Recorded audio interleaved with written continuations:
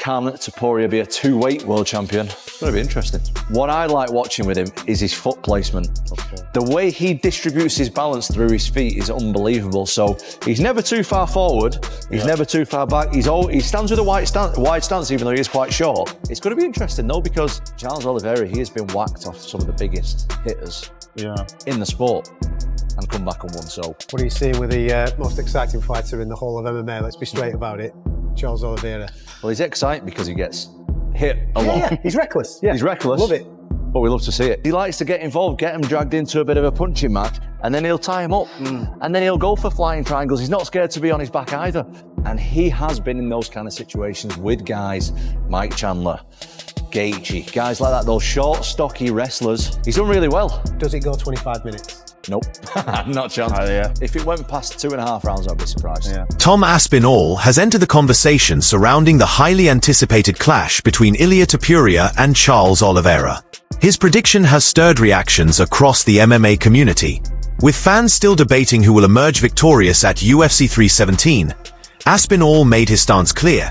He believes Ilia Topuria holds the advantage. If Ilia Topuria fights Charles Oliveira on a pay-per-view, that's a big deal. Oh, it's going to be a banger fight. They don't need to wait for an interim belt. They don't need to wait for an undisputed. So, yeah. I don't know how he's going to do it lightweight, though. Maybe you can speak on that. He's a smaller guy coming up. It's a smaller coming up. It'll be interesting because he is bigger from when I heard him on the Joe Rogan podcast. Like 191, I think he was walking around. It's massive. So for him to cut to 145 seems almost like, how did he do that?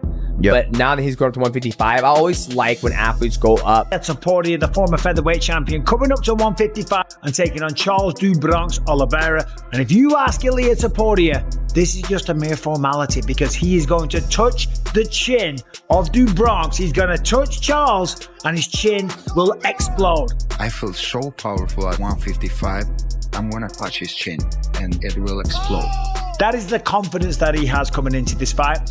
That's the confidence that he has going into every single fight. Remember when he fought Volkanovski, he changed the bio on his Instagram to the featherweight champion of the world. Now, of course, he's calling out Islam Makhachev because he ducked him, he ran away from the division because he doesn't want to face him. And he's going up against Charles do Bronx Oliveira. And as I said, in his mind, it's just a formality. He's going to touch him, he's going to drop him, he's going to knock him out, the chin's going to explode. Whatever you want to call it, he's very, very confident of getting a finish. And I'm not surprised. Out of all of his fights, only 2 have gone to a decision. According to Tom, Topuria's current momentum, knockout power, and unshakable confidence might prove overwhelming for Oliveira, particularly given the grueling battles Charles has endured in recent years. He fought this dude, Jai Herbert, and he went up to 155 for that fight. He gets head kicked 99 times out of 100. It's like the beginning of the end. He scrambled, got a hold of him. If he was standing up, Jai Herbert could have caught him with a bunch of other shots and put him away. Next round, sent him into the dark lands. I mean, literally slept him, face planted him, and walk-off KO. Topuria's terrible. But I like what you were saying, Topuria versus Oliveira. Your first introduction at 55, he's kind of the, Oliveira's so tall and dangerous. So dangerous everywhere, dangerous striking, huge reach advantage. But if you're Topuria, you're not going to go up to 55 without some sort of guarantee. Because remember, he's giving up the belt, so he's not getting pay-per-view points. But it's his idea.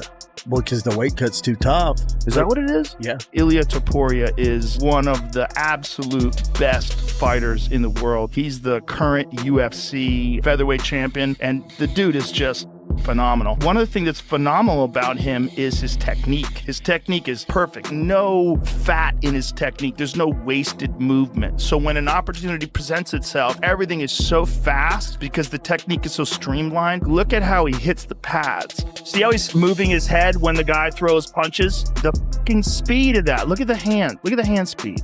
Incredible. I mean, if you know how difficult that is to do and do it that fast, I mean, these are like 5-6 punches a second. I'm a different person. I feel that I'm like, my mind goes different, my thought process is different, everything is so different. Yeah, so dangerous. When he hits you, it's different than anybody, especially with his hands. His boxing is so high level. Because Ilia has superior technique. His hooks are perfect. His distance management is perfect. He's just really, really good.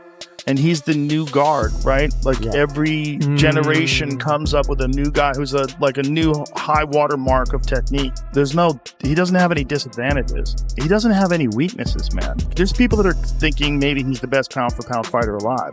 That's close. He might be the best. Ilya happens to be a good friend of mine, and I've known him since his first UFC fight. And since he got in, I was telling the world, this guy's gonna be a champion. I don't know when, because Max had the belt and then Volkanovski, and I was like, those are tough asks of anybody.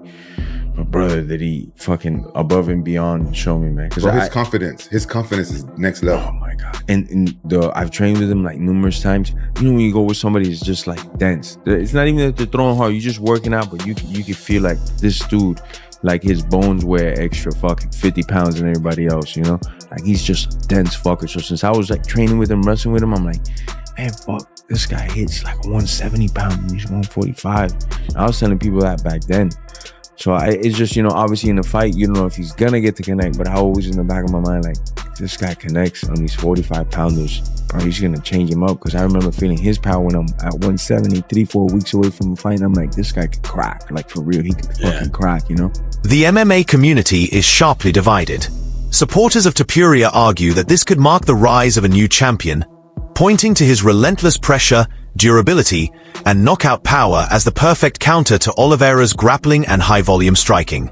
On the flip side, Oliveira's loyal fanbase reminds everyone that Do Bronx has been doubted before, yet he claimed the belt, finished Gaither and Chandler, and endured wars that would have broken most fighters. Standing there upright like you're saying, and when he gets inside, he's going to use that boxing, and Charles' head's going to be up, and Ilya's got a really good way of connecting with that chin on the inside. Really, really nice, just like what he did with Volk.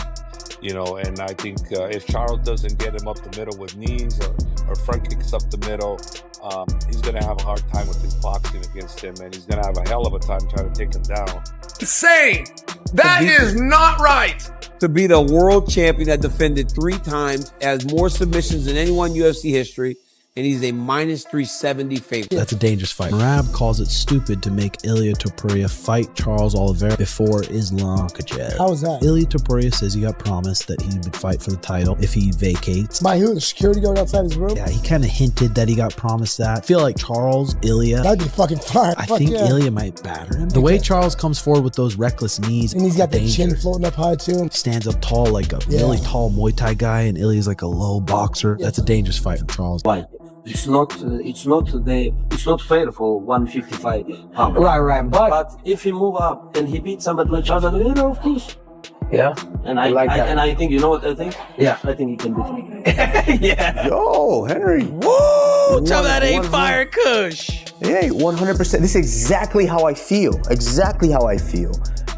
Yes, I do believe Ilia Topuria can win that fight. You see it. Charles Oliveira gets hurt in a lot of fights, and he gets dropped in a lot of fights. And so now you throw in a guy like Ilia that doesn't just hurt you, he will get you out of there, that mixes up the attack, goes to the body, goes to the head. I think Ilia is the favorite in that fight.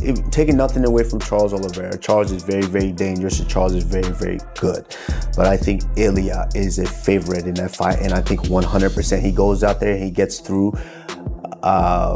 Charles Oliveira. You 100%, he's next for that. This matchup isn't just about securing a title shot. It's a battle to prove who really deserves the next claim to the throne. With respected fighters like Tom Aspinall already backing Topuria, the stakes feel higher than ever. So the question remains, who do you see coming out on top?